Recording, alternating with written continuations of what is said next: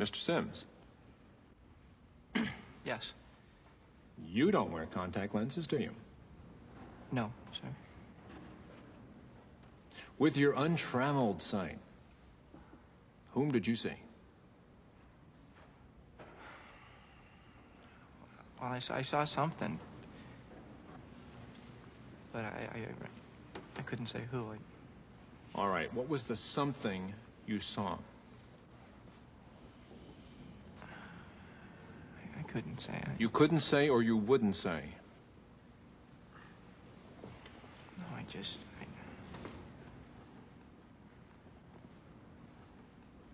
couldn't say. Couldn't, wouldn't, shouldn't. Mr. Sims, you're exhausting my patience and making a mockery of these proceedings. I will give you one last chance. The consequences of your response will be dire. By dire, Mr. Sims, I mean your future will be jeopardized permanently. Now, for the last time, what did you see last Tuesday night outside my office? I saw somebody. I saw somebody. Good. Did you see their size and shape? Yeah. And they were the size and shape of whom?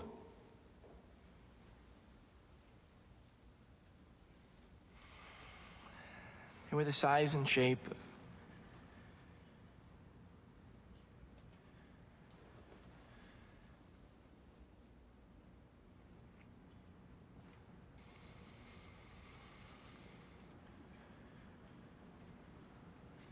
most any Baird student, sir.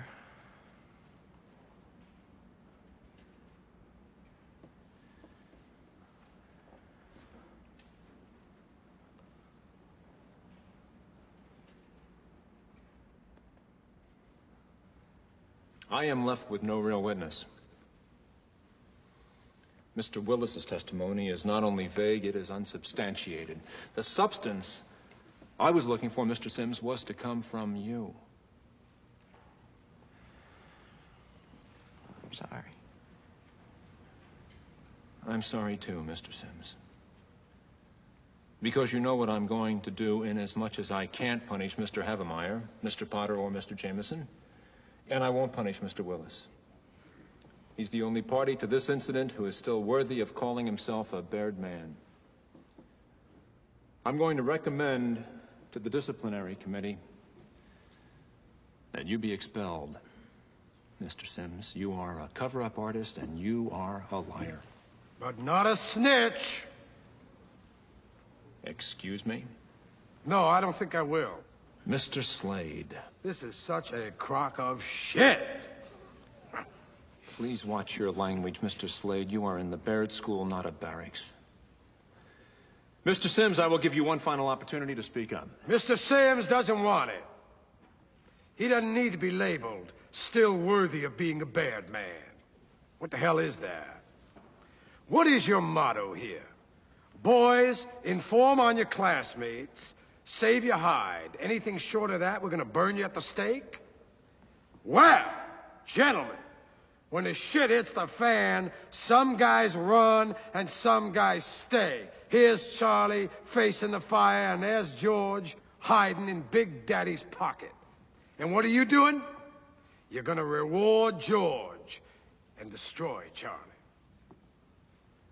Are you finished, Mr. Slade? No, I'm just getting warmed up. I don't know who went to this place. William Howard Taft, William Jennings Bryan, William Tell, whoever. Their spirit is dead, if they ever had one. It's gone. You're building a rat ship here. A vessel for seagoing snitches. And if you think you're preparing these minnows for manhood, you better think again. Because I say you are killing the very spirit this institution proclaims it instills. What a sham. What kind of a show are you guys putting on here today? I mean, the only class in this act is sitting next to me, and I'm here to tell you, this boy's soul is intact. It's non-negotiable. You know how I know? Someone here, and I'm not gonna say who, offered to buy it. Only Charlie here wasn't selling. Sir, you're out of order. Out of order? I show you out of order. You don't know what out of order is, Mr. Trask. I'd show you, but I'm too old. I'm too tired. I'm too fucking blind. If I were the man I was 5 years ago, I'd take a flamethrower to this place! Out of order. Who the hell do you think you're talking to? I've been around, you know. There was a time I could see, and I have seen, boys like these, younger than these, their arms torn out, their legs ripped off. But there is nothing like the sight of an amputated spirit. There is no prosthetic for that. You think you're merely sending this splendid foot soldier back home to Argonne with his tail between his legs, but I say you are executing his soul! And why? Because he's not a bad man. Bad men. You hurt this boy, you're gonna be bad bums. The lot of you. And Harry, Jimmy, Trent, wherever you are out there, fuck you too! Stand down, Mr. Slade. I'm not finished. As I came in here, I heard those words. Cradle of leadership. Well, when the bow breaks, the cradle will fall. And it has fallen here. It has fallen. Makers of men. Creators of leaders. Be careful what kind of leaders you're producing here. I don't know if Charlie's silence here today is right or wrong. I'm not a judge or jury, but I can tell you this. He won't sell anybody out to buy his future. And that, my friends, is called integrity. That's called courage. Now that's the stuff leaders should be made of.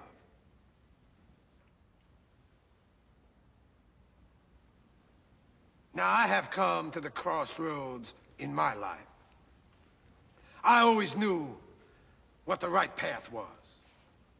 Without exception, I knew. But I never took it. You know why? It was too damn hard. Now here's Charlie. He's come to the crossroads. He has chosen a path. It's the right path. It's a path made of principle that leads to character.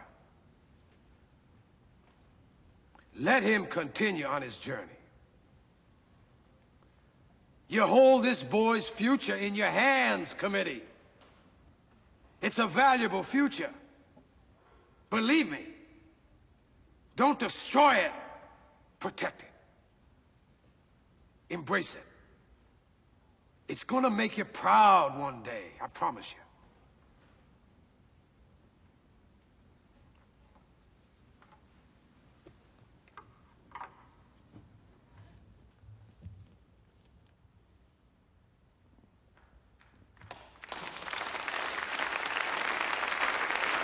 How's that for calling ball?